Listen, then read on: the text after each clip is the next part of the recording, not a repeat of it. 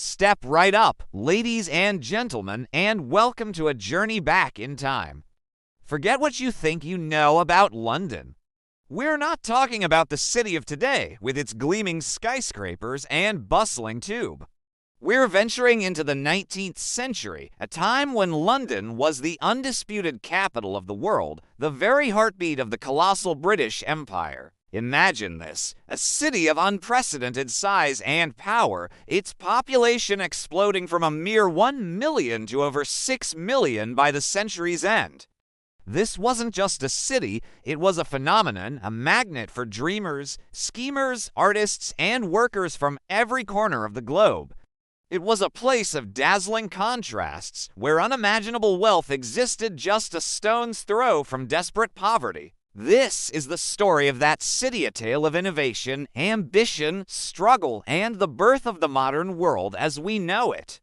As the Industrial Revolution hit full throttle, London transformed. The air, thick with the smell of coal smoke, was the scent of progress.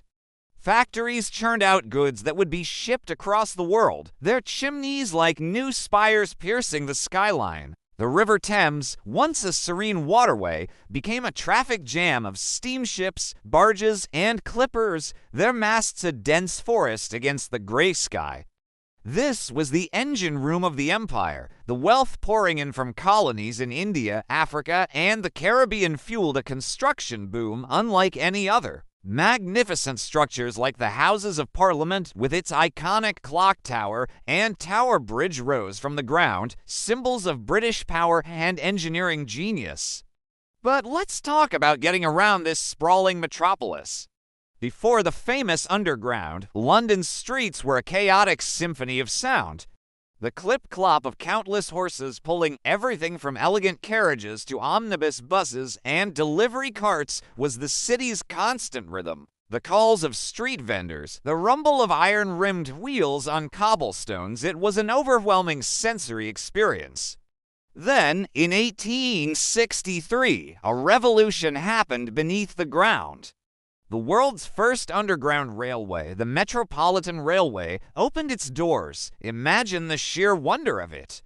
People descending into gas-lit tunnels to be whisked away in smoke-filled, steam-powered carriages. It was dark, it was noisy, it was probably a bit smelly, but it was a marvel that would change city life forever. Now, where did all these people live? The city was a patchwork of distinct neighborhoods. In the West End, places like Mayfair and Belgravia boasted grand townhouses and pristine garden squares. This was the world of high society, of debutante balls, lavish dinner parties, and afternoons spent promenading in Hyde Park. Here, fashion was paramount and life was governed by a strict set of social rules and etiquette. But cross the invisible line into the East End, and you entered a different reality. This was the home of the working class, the dock workers, the factory hands, and the countless immigrants seeking a new life. Areas like Whitechapel and Spitalfields were a maze of narrow, overcrowded streets and tightly packed tenement buildings called rookeries. Here, life was a daily struggle. Yet, it was also a place of incredible resilience and community, with bustling street markets, lively pubs, and a spirit of survival that defined the character of East London.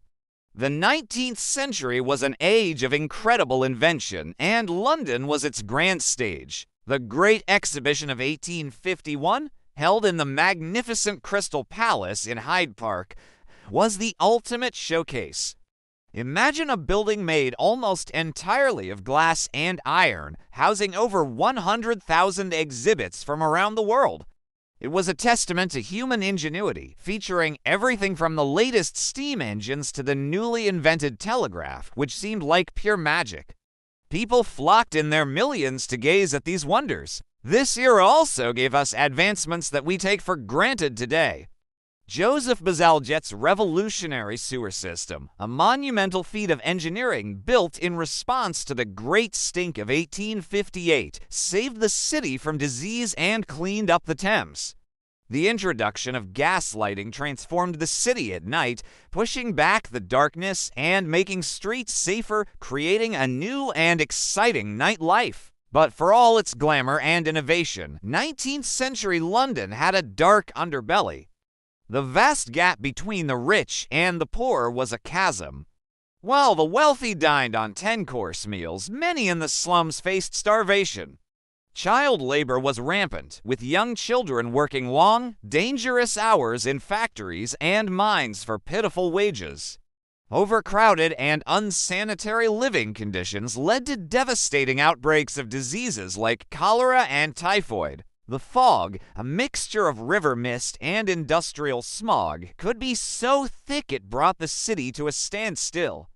It was a mysterious, disorienting blanket that writers like Charles Dickens and Arthur Conan Doyle used to create an atmosphere of intrigue and danger in their stories. Speaking of danger, crime was a constant concern. Pickpockets or dippers worked the crowded streets, while the dimly lit alleyways of the East End became infamous, especially during the terrifying autumn of 1888. Despite these hardships, Londoners found ways to entertain themselves. For the wealthy, it was the opera, the theater, and exclusive gentlemen's clubs, but entertainment was for everyone. The rise of the music hall offered a raucous mix of comedy, song, and spectacle for the masses. People flocked to public parks on their rare days off, enjoying picnics and games. And then there were the pubs, the public houses, which were the cornerstone of community life, a place to socialize, exchange news, and escape the hardships of daily life, even if just for a little while. From grand spectacles to a simple pint with friends, the city pulsed with life and energy. As the century drew to a close, London stood as a city transformed. It had faced immense challenges over population, disease, poverty, and had met them with groundbreaking innovation and a relentless drive forward. The London of 1900 was a world away from the London of 1800. It had a subterranean railway, electric lights beginning to replace gas lamps, and a sprawling suburban network connected by train lines. It had laid the foundations for the modern megacity. It was a city of contradictions, of empire and industry, of squalor and splendor. It was the heart of a global power, a crucible of change, and a place that continues to fascinate us to this day. Its legacy is etched into the very streets and buildings we see today, a constant reminder of the era when London was truly the capital of the world. Thank you so much for joining me on this incredible journey back to the 19th century. If you enjoyed this trip through time, please hit that like button and don't forget to subscribe and turn on notifications so you don't miss our next adventure. Let me know in the comments what aspect of Victorian London fascinates you the most. Until next time, stay curious.